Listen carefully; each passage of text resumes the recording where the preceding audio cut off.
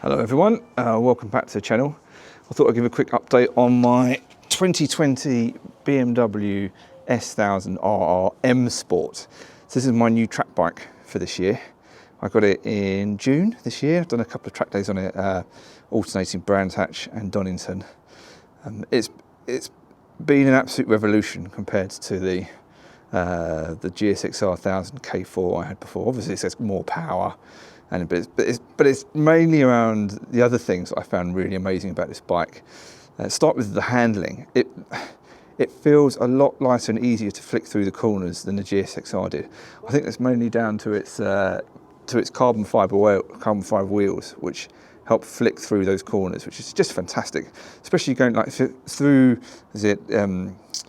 the curves at Donington. I've forgotten what they're called, the downhill ones, but there, the beamer, you had to touch the front brake to make it change direction. This thing just feels almost like a 600. It's fantastic.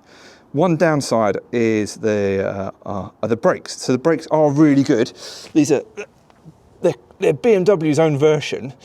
They're actually Hayes calipers, but they started to feel a little bit spongy. I was getting brake fade on heavy braking, and I think I can see why. I'm not sure if you can see that in the video, but the back of these standard discs, it looks like it's cooked itself. It looks like the hot plate on in a when somebody's had a bit of an attack of a hot plate on and the food's all gone wrong. It just looks awful. So something's happened there, which makes me feel as if maybe I have to change the brake oil as well. Brake oil itself looks kind of brownish. That's not great, but you could definitely feel brake fade on this bike when you're pushing on. What I have done is I've put new brake pads into it. So I've put SBS dual carbon pads into it. Nevesy, you've seen his channel, he had this bike and he recommended doing that, and it kind of made a massive difference. So we'll see how that goes. The only other issues I've had with it are the wheels. So they are absolutely gorgeous. I'm not sure if you can pick that up on the camera.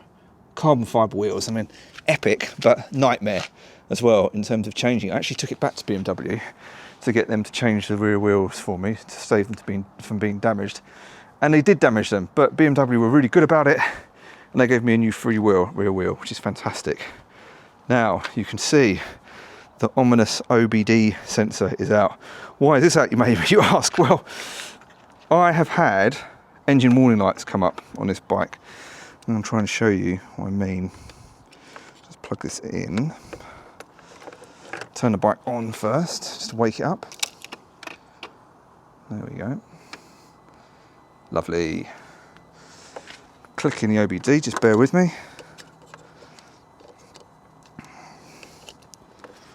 Da-da-da. In she goes.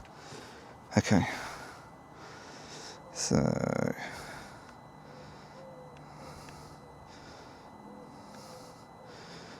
run it through.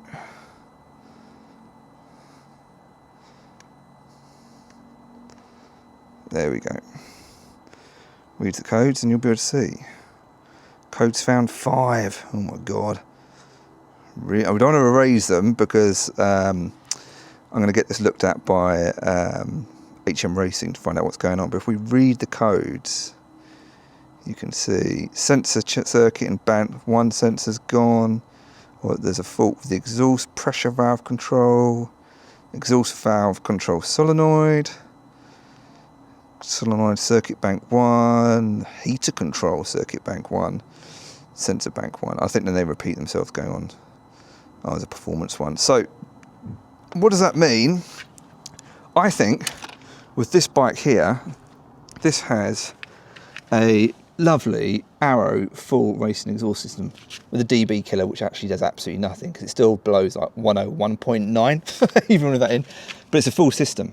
Now I know that this bike from its previous owner was mapped and running a dyno, but something has clearly gone wrong with all the multitude of sensors with that new exhaust on it, because all the faults on it are relating to the exhaust and the sensors around it. So either which way, I'm going to get it taken to HM Racing. They're going to plug it in, find out what it is. Hopefully it will be an easy fix and she'll be fine and moving forwards. But apart from that, she's been fantastic.